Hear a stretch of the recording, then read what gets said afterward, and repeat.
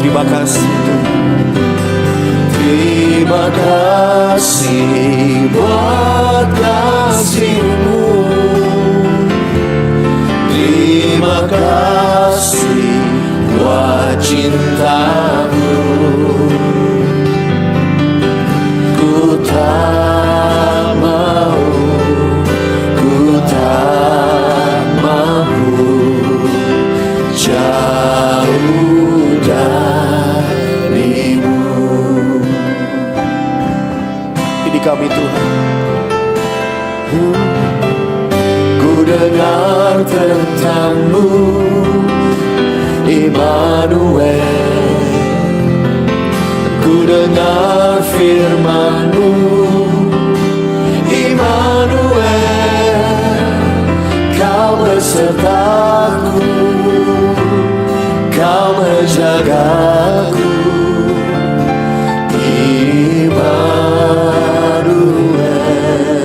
Ku tak mau, ku tak mampu jauh dari-Mu. Ku tak mau, ku tak mampu jauh dari-Mu.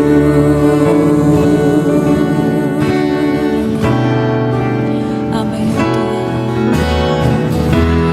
Banyak yang Kau perbuat di dalam hidupku.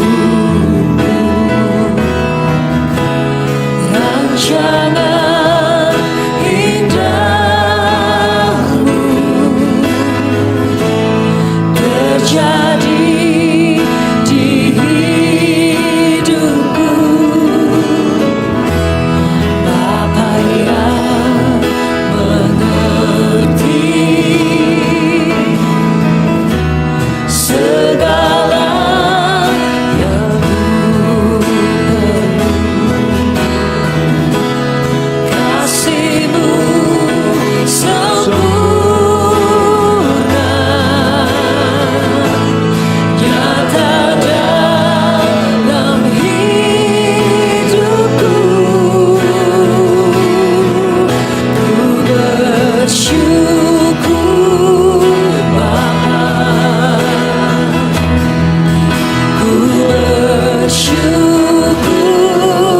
Tuhan buat kasih setia-Mu, buat kasih setia-Mu di dalam hidupku. Ku bersyukur, kami bersyukur, ku bersyukur Bapa, ku bersyukur Tuhan buat kasih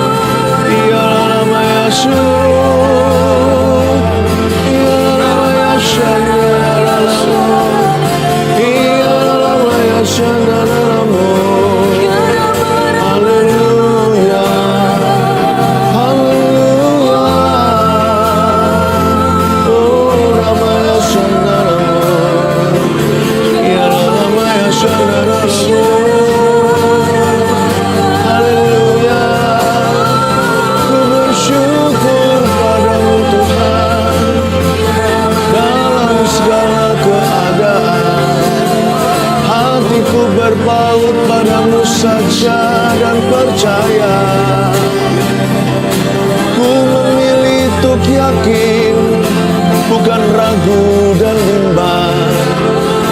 Sebab Kau Allahku, tempatku berteduh, tempat perlindungan, batu karangku yang teguh. Di dalam Engkau tiada pertukaran bayangan, janji-Mu ya dan amin ya Tuhan.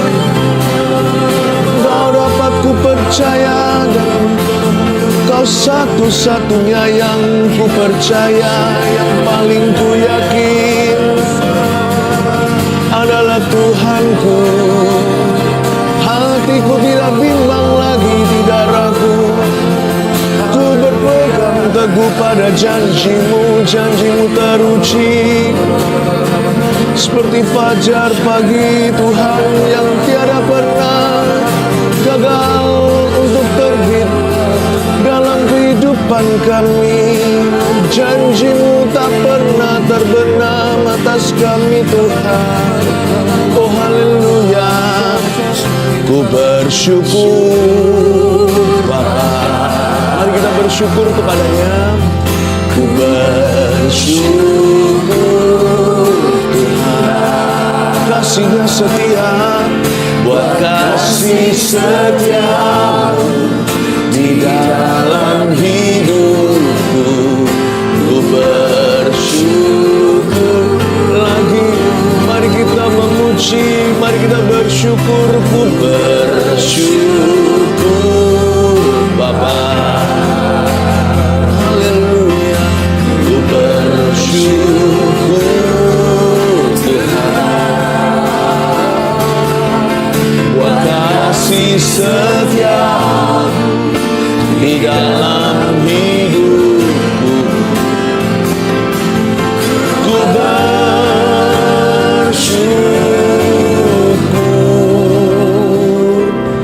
Tuhan. Hati kami memilih untuk bersyukur dalam segala perkara dan keadaan. Tidak pedulikan apa yang kami sepulih alami hari ini, setiap keluarga Saat Teduh bersama pasti mengalami yang beda-beda. Tapi kami hari ini dalam hadirat-Mu di depan tahta, kami sepakat iman untuk menaikkan ucapan syukur. Apapun yang terjadi, atau apapun yang belum terjadi, kami syukuri bahwa janji-Mu tidak pernah gagal atas kami. Kasih-Mu tidak pernah terbenam atas hidup kami. Terima kasih Tuhan Yesus. Roh Kudus berbicaralah, tanamkan iman, tumbuhkan iman itu dalam hati. Dan biarkan ya Tuhan setiap keluarga Saat Teduh yang hamba-Mu cintai ini satu persatu mengalami terobosan dari Yesus Kristus. Sampaikan sabda-Mu, sembunyikan hamba-Mu di balik salib-Mu dalam nama Yesus. Amin. Puji Tuhan. Kita akan belajar firman Tuhan hari ini. Saya berikan judul pilihan-pilihan kecil yang membawa damai. Kenapa pilihan kecil? Semua dimulai dari perkara sederhana. Sebenarnya damai sejahtera itu pun dimulai dari komitmen-komitmen yang simple. Gak usah kita pikirannya muluk-muluk, apalagi yang di luar takaran iman. Apa yang kita bayangkan itu gak usah berlebihan. Semua yang mata belum lihat, telinga belum dengar itu urusan Tuhan. Bagian kita itu bagian yang sederhana. Pilihan hatimu seperti apa hari ini menghadapi setiap situasi? Apakah kita reaksi atau kita meresponi Roh Kudus? Atau apakah kita lebih merasakan problema itu daripada fokus pada janji? Ada pilihan-pilihan kecil yang kita bisa buat dalam hidup ini, dan itu tidak di tangan Tuhan, itu di tangan Anda dan saya. Dan pilihan-pilihan kecil itu yang membahagiakan. Tahukah, happiness is very simple. Kebahagiaan itu sederhana, dimulai dari komitmen-komitmen yang jelas. Kita baca bersama-sama surat Paulus pada jemaat di Filipi, Filipi pasal 1 ayat 1 sampai 11. Demikian firman Tuhan, ayat pertama, dari Paulus dan Timotius, hamba-hamba Kristus Yesus, kepada semua orang kudus dalam Kristus Yesus di Filipi, dengan para penilik jemaat dan diaken. Kasih karunia dan damai sejahtera dari Allah Bapa kita dan dari Tuhan Yesus Kristus menyertai kamu. Coba saya jelaskan dulu satu persatu, 2 ayat dulu. Surat Filipi adalah surat dari penjara yang ditulis oleh Paulus bersama dengan Timotius. Makanya bunyinya begini, dari Paulus dan Timotius, hamba-hamba Kristus Yesus kepada semua orang kudus dalam Kristus Yesus di Filipi. Kita ini semua adalah hamba-hambanya Tuhan Yesus. Baik di depan orang atau tidak ada sepasang mata manusia yang melihat kita. Di mana kita itu hamba? Kapan kita itu hamba Tuhan? Dimulai dari hati kita. Pilihan-pilihan hati kita itu akan menjelaskan kita ini hambanya siapa, kita ini hamba Allah atau hamba dosa. Ada satu bagian hidup yang tidak seorang pun bisa masuk ke situ, yaitu di dalam sanubari dan batin kita. Dalam manusia batinia kita ada pilihan-pilihan setiap hari yang harus kita ambil setiap saat. Pastikan kita memuliakan Tuhan, nurut sama Yesus, dan jangan pernah main hakim sendiri atas kehidupan. Dari Paulus dan Timotius, mereka sedang di dalam penjara di Filipi. Namun lihat coba dari tulisan mereka. Meskipun di penjara yang lembab itu juga gelap, dipasung lengan dan tangan. Bahkan kakinya pula. Mungkin di situ ada tikus-tikus berkeliaran dan semua serangga. Tapi Paulus tidak meninggalkan imannya. Demikian pula Timotius. Mereka jaga hati. Mereka pastikan hati mereka itu dipenuhi hadirat Allah. Mereka hanya meresponi juru selamatnya. Mereka tidak terpengaruh dengan keadaan. Orang kalau di penjara, keadaan pasti mempengaruhinya. Tapi Paulus berperang dalam hatinya. No, aku tidak boleh hidup berdasarkan apa yang kulihat. Pengalamanku pun tidak boleh menjadi tuanku. Tapi Tuhanku Yesus Kristus, Dia yang memiliki hatiku. Luar biasa lah ya, luar biasa ya, dia punya keputusan-keputusan hati yang tetap untuk mengikut Tuhan dalam segala keadaan. Coba lihat ayat 2. Kasih karunia dan damai sejahtera dari Allah Bapa kita dan dari Tuhan Yesus Kristus menyertai kamu. Garis bawahi dua benda, kata benda di sana, yaitu kasih karunia, lalu damai sejahtera. Nanti waktu kita baca ayat-ayat ini, kita bisa mengerti hati Paulus seperti apa. Langsung kita bisa menebak dia ini orangnya seperti apa. Dan kita perlu belajar dari Paulus. Ketika dia tidak bisa kemana-mana, dipasung belenggu. Tapi hatinya tetap memuliakan Tuhan. Dan di sini di ayat 2, Paulus menuliskan, kasih karunia dan damai sejahtera dari Allah Bapa dan dari Tuhan Yesus menyertai kamu. Dia tulis pada jemaatnya di Filipi. Ada kasih karunia tertentu bagi orang-orang yang menjaga hati. Dan ada damai sejahtera bagi mereka. Kata kasih karunia di sini dalam bahasa Inggrisnya grace, yang artinya anugerah. Anugerah itu sesuatu yang kita nggak layak terima, sesuatu yang bahkan kita tidak bisa menduganya. Anugerah atau kasih karunia itu bahasa simpelnya kado dari Tuhan. Orang itu kalau bersyukur ya, nanti kalau kita lihat ayat 3, aku mengucap syukur dan sebagainya. Orang kalau bersyukur itu pasti terima kado dari Allah. Kado yang saya maksudkan nggak tentu materi ya. Tapi yang pasti ada sukacita minimal itu pasti diberikan. Orang yang bersyukur itu pasti lebih happy daripada orang yang mengeluh. Pasti ada sukacita Tuhan yang tidak bisa dicuri. Tidak bisa dicuri iblis, tidak bisa dicuri oleh sikon atau situasi dan kondisi. Kasih karunia itu berbagai macam berkat. A sampai Z hanya Tuhan yang tahu. Kalau kita itu jaga hati kita dalam segala waspada, yang bisa mengalir hanya satu, yaitu kehidupan. Nggak hanya itu, kasih karunia, tapi juga ada damai sejahtera. Kata damai sejahtera di sini itu artinya increasing peace.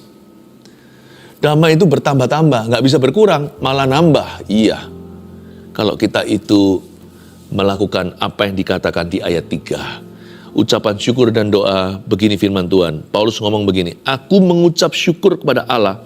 Allahku, setiap kali aku mengingat kamu. Dan setiap kali aku berdoa untuk kamu semua, aku selalu berdoa dengan sukacita.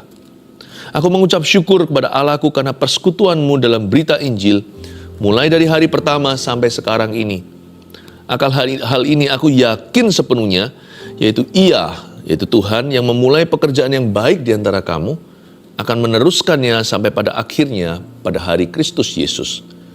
Memang sudahlah sepatutnya aku berpikir demikian. akan kamu semua, sebab kamu ada di dalam hatiku. Oleh karena kamu semua turut mendapat bagian dalam kasih karunia yang diberikan kepadaku, baik pada waktu aku dipenjarakan, maupun pada waktu aku membela dan meneguhkan berita Injil. Sebab Allah adalah saksiku betapa aku dengan kasih mesra Kristus Yesus merindukan kamu sekalian. Dan inilah doaku, semoga kasihmu makin melimpah dalam pengetahuan yang benar dan dalam segala macam pengertian, sehingga kamu dapat memilih apa yang baik, supaya kamu suci dan tak bercacat menjelang hari Kristus, penuh dengan buah kebenaran yang dikerjakan oleh Yesus Kristus untuk memuliakan dan memuji Allah. Kita akan baca lagi ayatnya satu persatu lalu saya bahas. Pilihan-pilihan kecil apa ya yang mendatangkan kasih karunia dan damai sejahtera? Pilihan-pilihan sederhana seperti apa yang bisa membuat kita menerima kado-kado yang tak terduga dari Allah? Bahkan peace, damai sejahtera yang kita miliki itu bisa bertambah-tambah bukan berkurang-kurang. Jangan salah pilih. Hatimu jangan salah meresponi. Pilihan-pilihan apa sebagai berikut? Mari kita lihat ayat 3. Aku mengucap syukur kepada Allahku. Pause, berhenti di sana. Ini dia. Lihat. Paulus itu mengucap syukur. Baca lagi ya. Aku mengucap syukur kepada Allahku setiap kali. Gak pernah gagal. Every time. Bukan kadang-kadang atau sesekali. Tapi setiap kali aku mengingat kamu. Coba pikirkan.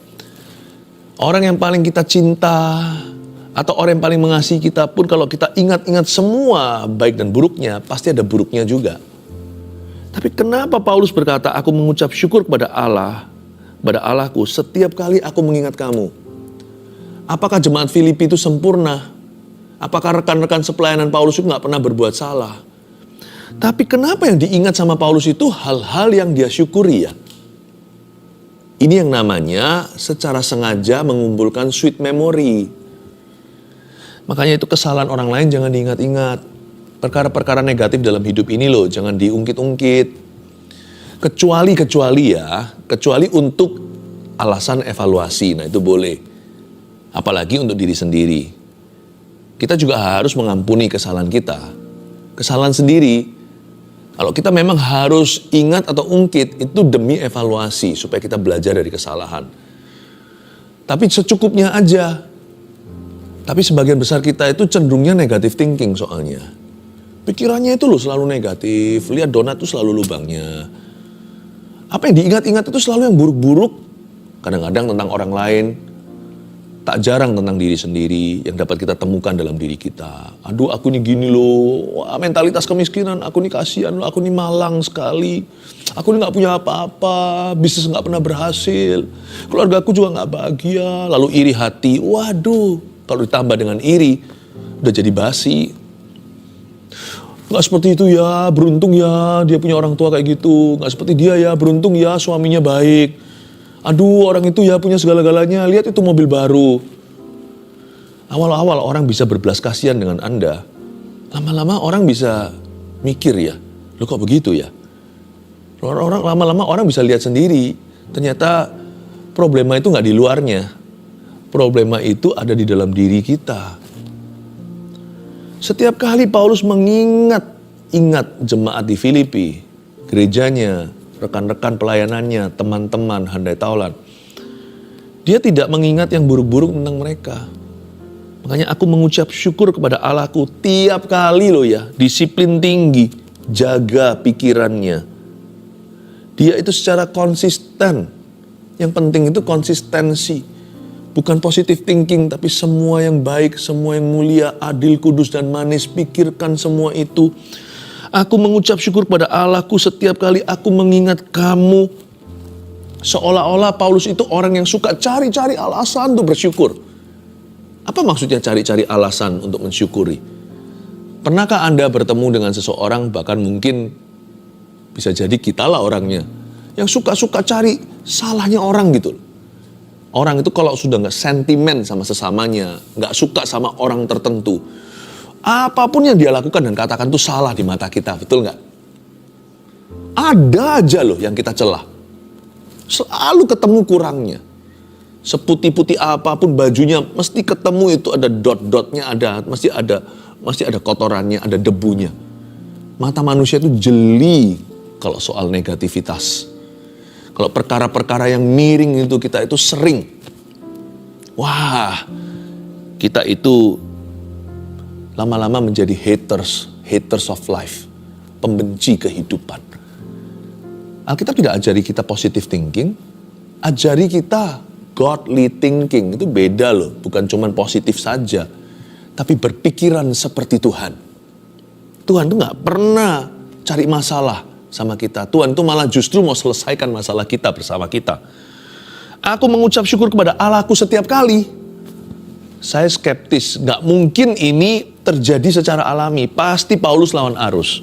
Aku mengucap syukur kepada Allahku setiap kali aku mengingat kamu. Kalau mau diingat-ingat sungguhan, pasti ketemu sesuatu yang patut kita keluhkan. Tapi Paulus melawan. Dia berkata, tidak. Apa yang kuingat tentang engkau, tentang kita adalah semua yang mulia, baik, kudus, dan manis. Semua yang layak dipuji. Luar biasa enggak? Ini orang yang suka cari-cari alasan untuk bersyukur. Jangan lupa loh, ditulis di penjara. Sedang dipasung belenggu, dia masih bisa. Kata-katanya begitu manis dan positif. Aku mengucap syukur kepada Tuhan. Kok bisa ya? Ini manusia zero trauma. Padahal Paulus itu dikhianati bolak-balik. Beberapa rekannya namanya Demas, siapa lagi. Kalau dia dizolimi atau dia difitnah. Wah, difitnah sudah kerap kali. Bahkan dipukuli oleh orang-orang yang punya agenda pribadi, dia dimusuhi. Ya, lalu satu mob semuanya. Satu geng lawan dia. Kalau Anda baca kisah para rasul, kelihatan sekali ceritanya. Tapi dia berkata, aku tidak mau ingat-ingat hal-hal itu. Aku mau ingat hal-hal yang patut kusyukuri di hadapan Tuhan. Bahkan hal-hal yang dianggap negatif itu pun masih bisa kusyukuri loh. Gara-gara itu aku jadi tekun, aku jadi tabah. Kok bisa ya? Apapun negatif lemparkan ke dia, jadi produk. Kotoran pun dilemparkan ke dia pun jadi pupuk. Kok bisa ya? Saya kagum sama Paulus. Mau pakai negatif, senjata yang paling negatif, senjata negatif yang paling mutakhir, sampai ke Paulus panah-panah itu tidak mempan. Setiap senjata ditempa melawan dia tidak berhasil, malah jadikan peluru keberhasilannya. Dia dianiaya, dia bisa berkata, aku dianggap layak untuk menerima kehormatan ini. Dianiaya karena Kristus. Paulus ngomong begitu, demikian pula rasul yang lain seperti Petrus. Apapun yang buruk, apapun yang malang, apapun yang menyedihkan, apapun yang berupa kutuk, semua diubah jadi berkat. Dan Paulus bisa mendapatkan berkat dari semuanya itu. Ini membuat saya menjadi semakin murni. Penderitaan membuatku semakin dekat dengan Tuhan. Wow, ini orang yang memang sudah tekad hatinya cari-cari, bukan masalah, cari-cari cara untuk bersyukur. Apapun selalu dia bisa temukan butir-butir dan bulir-bulir syukur yang baru. Kalau kita bisa hidup kayak gini, hidup kita akan mengalami increasing peace, akan mengalami kasih karunia, kado-kado dari Allah, dan mengalami damai sejahtera yang bertambah. Ini rahasia awet muda. Ini rahasia bahagia. Bahagia itu bukan memiliki materi lebih banyak lagi. Bahagia itu apapun yang kau miliki, sedikit atau banyak, apapun yang Anda punya, kalau Anda bisa syukuri secara maksimal, nikmatnya luar biasa. Rahasianya di sini. Aku mengucap syukur kepada Allahku setiap kali. Dan setiap kali aku berdoa untuk kamu semua, ayat 4, aku selalu berdoa dengan sukacita. Doa Paulus itu bukan ngeluh, merengek-rengek, protes-protes sama Tuhan, bantah-bantah, marah-marah, kecewa, seperti banyak kita. Kalau doa kan kayak gitu modelnya. Tapi Paulus tidak demikian. Setiap kali aku berdoa untuk kamu semua, aku selalu, tidak kadang-kadang, berdoa dengan sukacita. I always pray with joy. Luar biasa. Aku mengucap syukur kepada Allahku karena persekutuanmu dalam berita Injil mulai dari hari pertama sampai sekarang ini. Salah satu alasan yang dia syukuri adalah kesetiaan jemaat. Mereka bersama Paulus sejak hari pertama Injil diberitakan kepada mereka. Apakah tidak ada jemaatnya yang mundur? Ada. Di Filipi juga ada satu orang yang dilepaskan, seorang hamba perempuan yang punya roh tenung itu. Bukannya seluruh majikannya, company-nya itu berterima kasih. Ini orang kesurupan dibebaskan. Malah justru dipenjarakan. Paulus kalau mau pikirkan yang jelek-jeleknya ya ada lah. Tapi dia memilih untuk syukuri mereka yang setia. Dia tidak marah dan kecewa sama yang pergi. Tapi dia berterima kasih sama Tuhan untuk mereka yang tinggal. Luar biasa ya, nggak lihat ke lubang donatnya. Dia makan donatnya. Ayat 6, akan hal ini aku yakin sepenuhnya, yaitu ia yang memulai pekerjaan yang baik di antara kamu, akan meneruskannya sampai pada akhirnya pada hari Kristus Yesus. Coba Anda lihat ayat 6. Akan hal ini aku yakin sepenuhnya. Paulus punya alasan untuk goyang. Dipenjarakan, ini gembalanya, rasulnya, pemimpinnya. Gimana dengan jemaatnya? Dia mengalami tantangan yang tidak terhingga. Karena zaman dulu, zaman peradilan beda. Orang kalau sekali masuk penjara, susah keluarnya. Paulus juga nggak tahu kapan dia dibebaskan. Kalau dia melihat semua kondisi sekeliling keadaan, tidak ada satupun yang menjanjikan. Belum lagi jemaat yang dia barusan rintis ini masih muda, masih belia. Nggak tahu nanti ini, masih banyak sekali urusannya.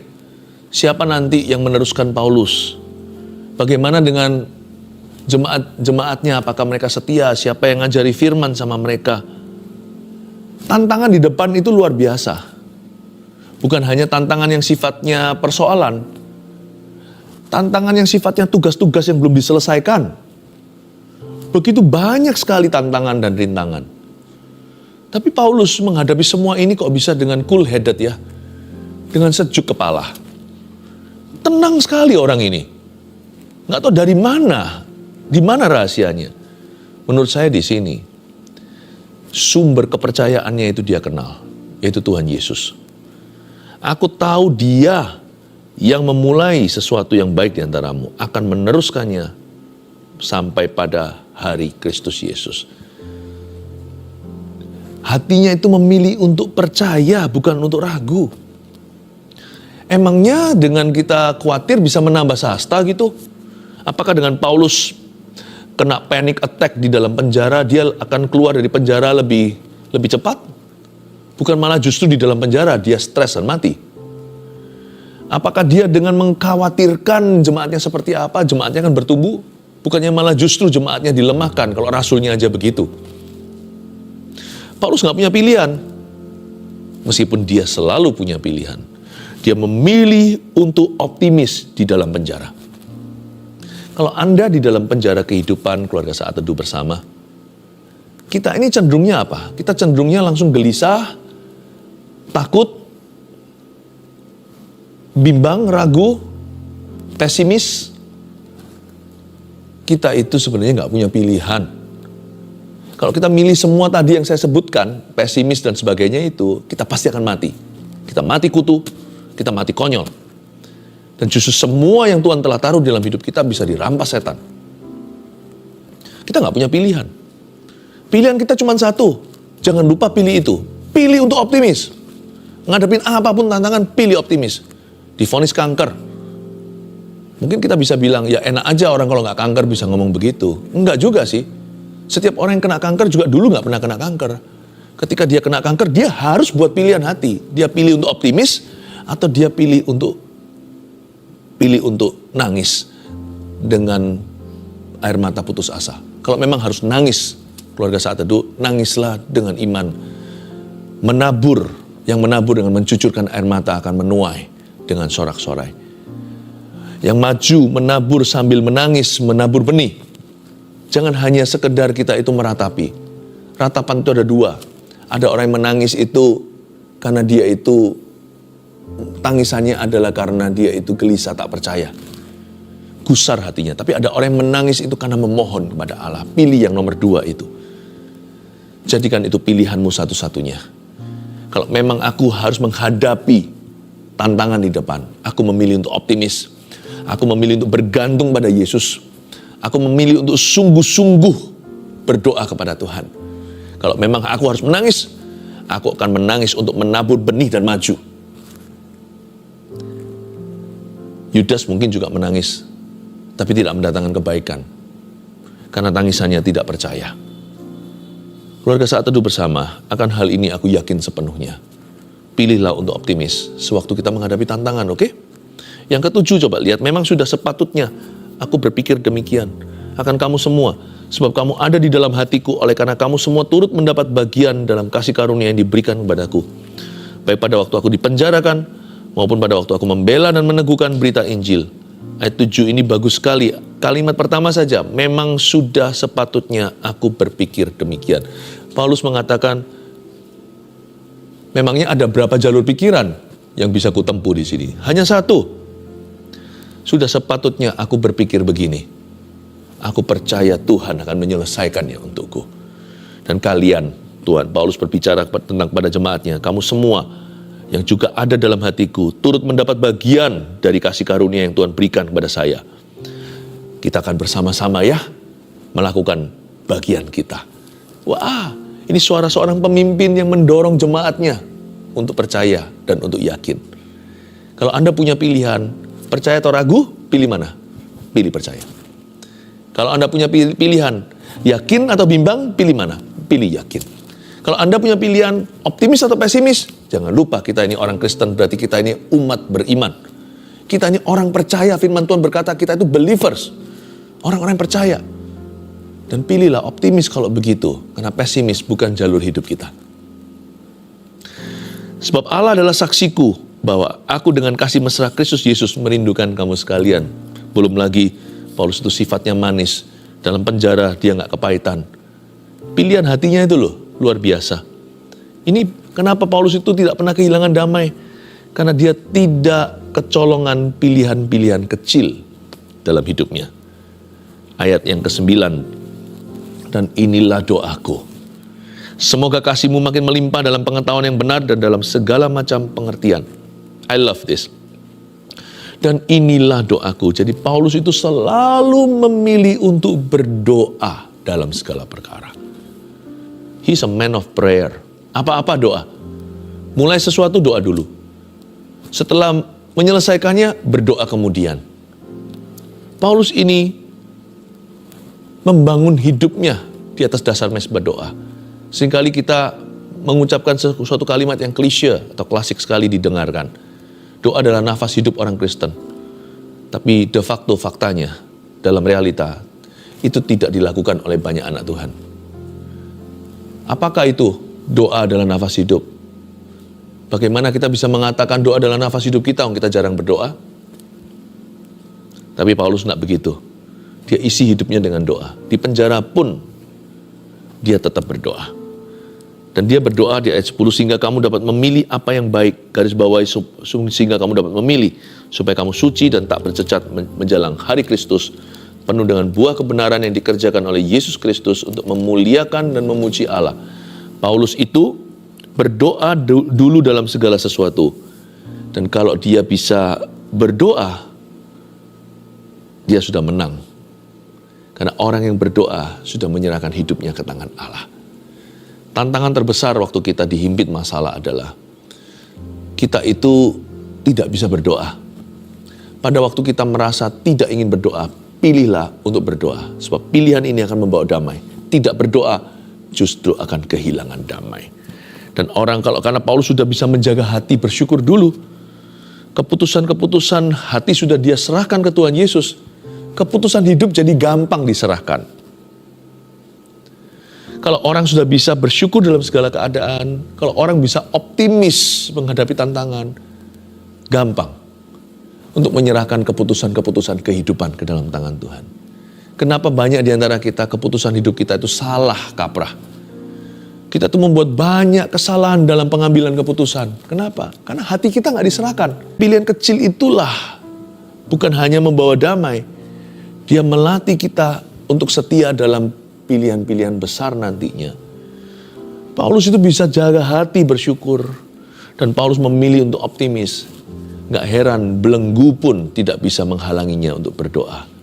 Dan dari Filipi ini di penjara, dia membuat keputusan-keputusan yang hebat seterusnya.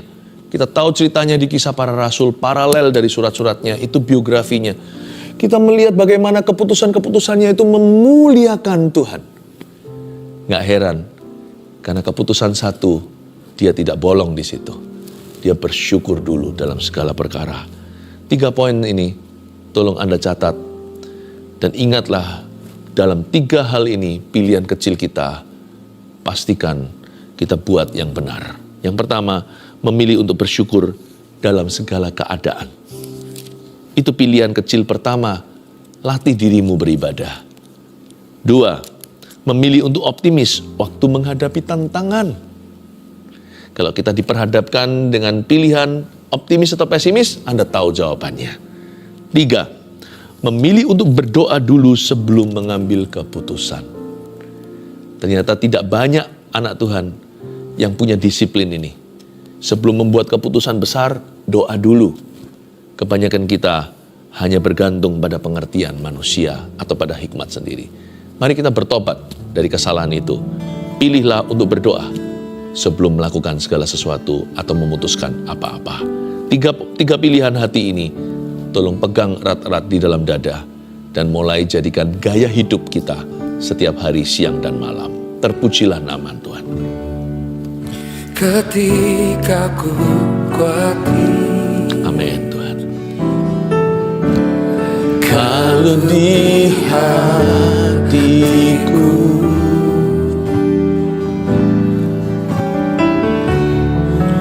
ku datang padamu, nyatakan doa dan ucapan syukur, damai sejahtera yang melampaui segala akal akan memelihara hati dan pikiranku dalam Kristus Yesus.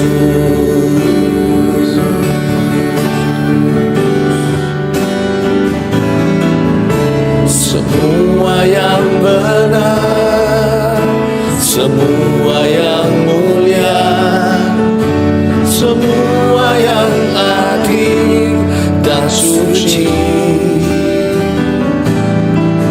semua yang manis, yang sedap didengar, semua kebajikan yang patut dipuji, kupikirkan semua itu. Nyanyikan lagu ini sekali lagi. Mari kita buat komitmen sederhana ini, bersyukur. Ketika ku kuati, kalau di hatiku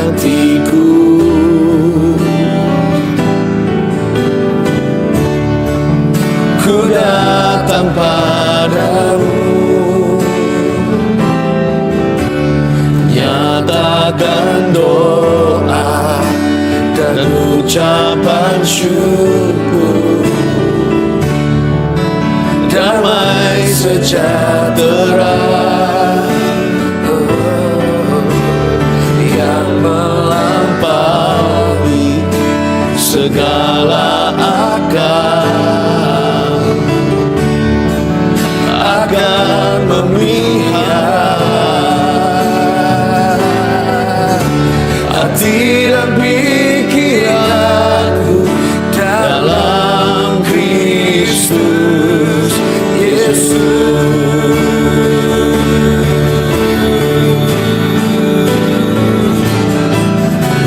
Semua yang benar, semua yang mulia, semua yang adil dan suci,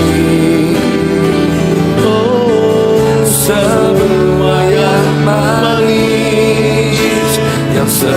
didengar, semua kebajikan yang patut dipuji. Ku pikirkan semua itu, semua yang benar, semua yang mulia, semua yang adil dan suci, semua yang manis, yang sedap didengar, semua kebajikan yang patut dipuji. Ku pikirkan semua itu. Saya tergerak untuk memberi semangat kepada pasien kanker. Tentunya kita berdoa agar mujizat kesembuhan terjadi. Tapi nasihat dari hati gembala begini: pikirkan semua yang benar, semua yang suci, yang adil dan manis, semua yang patut dipuji. Dan marilah untuk optimis.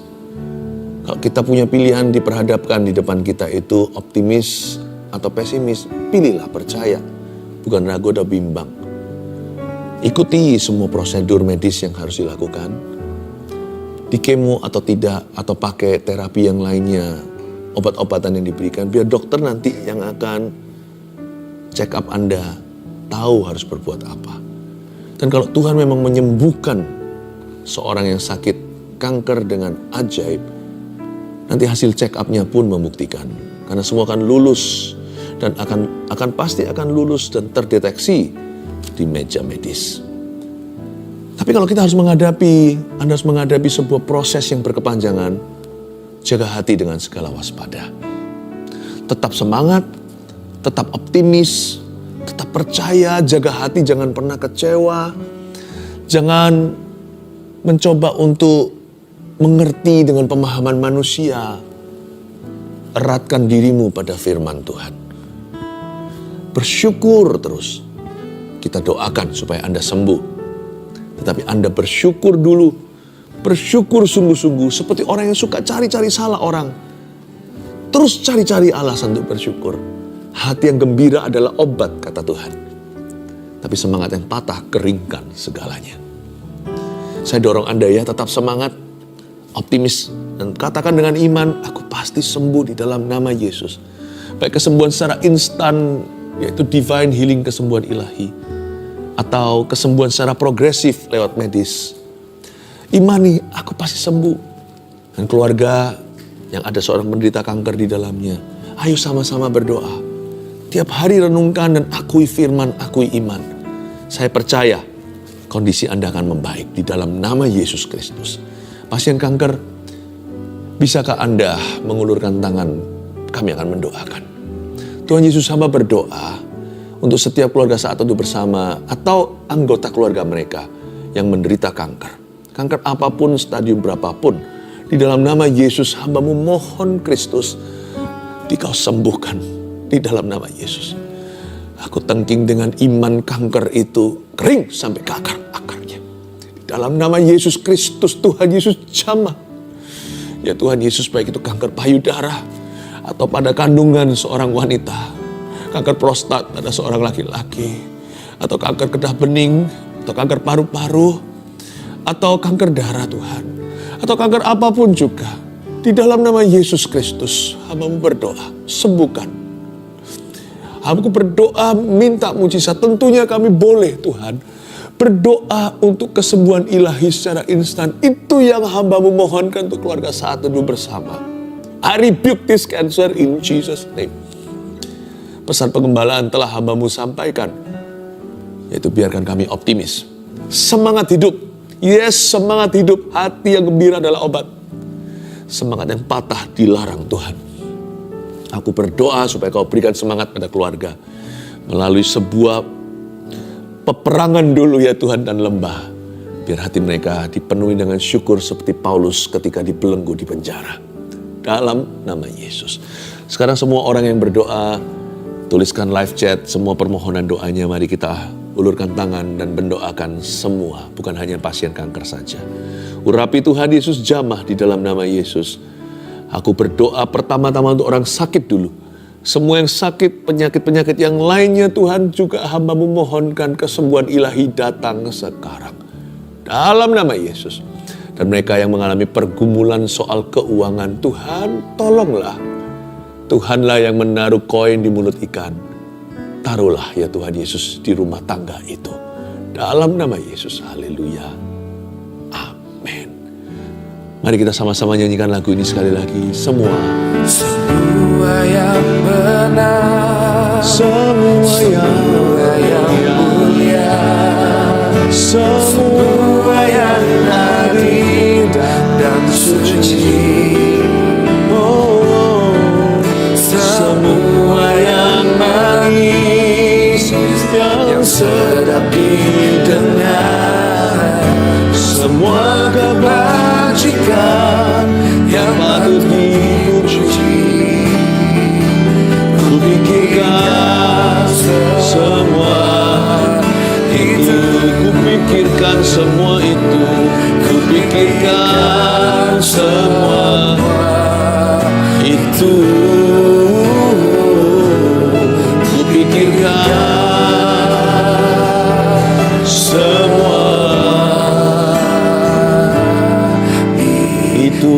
Kita akan menerima doa berkat. Jangan lupa kalau Anda sudah disembuhkan, kirim kesaksian pada kami, khususnya penderita kanker di episode kali ini. Terimalah berkat dari Allah Bapa, kasih karunia dari Tuhan Yesus, pengurapan dari Allah Roh Kudus menyertai setiap keluarga saat teduh bersama tercinta terkasih. Dalam Yesus Kristus Tuhan, mari kita bersyukur. Haleluya. Amin. Amin. Mari kita nyanyikan lagu ini bersama-sama. Kau Tuhan yang mulia, turun ke dunia, tebus segala dosa. Dia yang beri keselamatan, Kau beri keselamatan dan beri kesempatan. Kasih-Mu melupakan. Jika ku akui semua dosaku, maka Kau adalah setia dan adil. Kau kan mengampuni dan sucikan dari segala yang jahat. Oh, 1, 2, tak mau ku hidup bagi dunia ini lagi. Katakan, tak ingin kompromi, tak ingin lakukan hal yang dapat dukakan hatimu. Tak mau ku hidup di luar tutur kata firman-Mu yang telah bebaskanku. Yesus, kebenaran-Mu adalah pilihanku. Kau Tuhan, come on. Kau Tuhan yang mulia, turun ke dunia, tebus segala dosa. Kau beri keselamatan, beri kesempatan. Kasih-Mu melupakan. Jika ku akui semua dosaku, maka setia Kau kan mengampuni dan sucikan dari segala yang jahat. Dengan iman katakan, tak mau ku hidup bagi dunia ini lagi. Tak ingin